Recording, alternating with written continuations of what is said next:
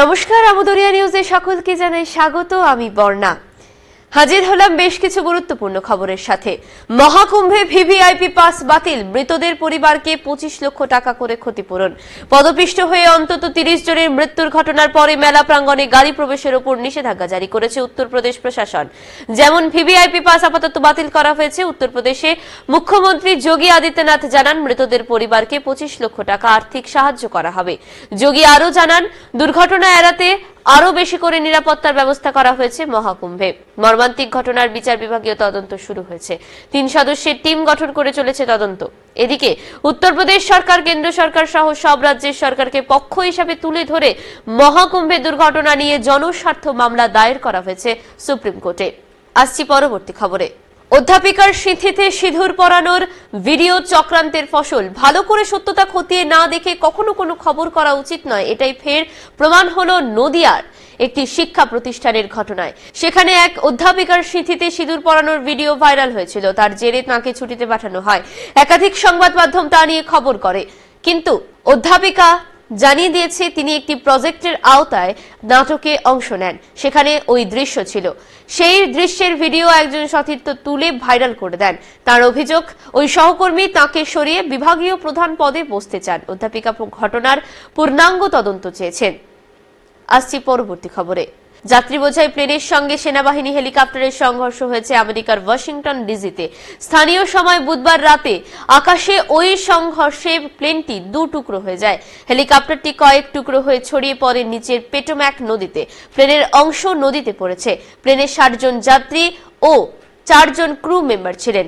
হেলিকপ্টারে 3 জন সেনা ছিলেন। কতজনের মৃত্যু হয়েছে তা এখনো স্পষ্ট নয়।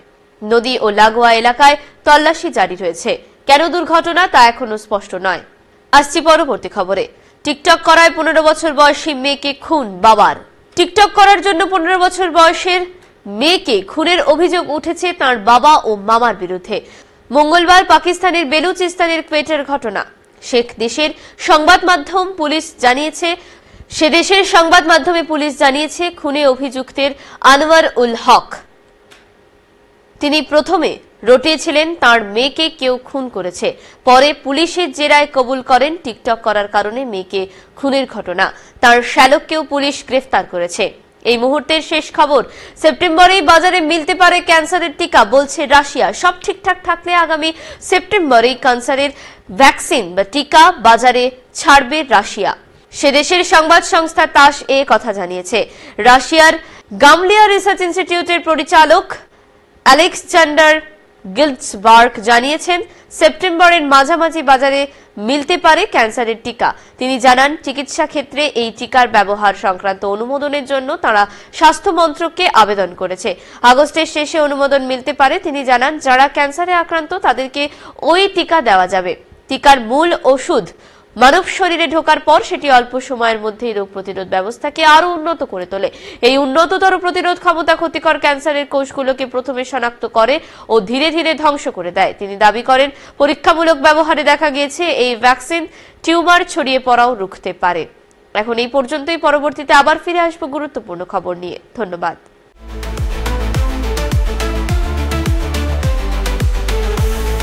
আমদরিয়া news, voice of the marginal.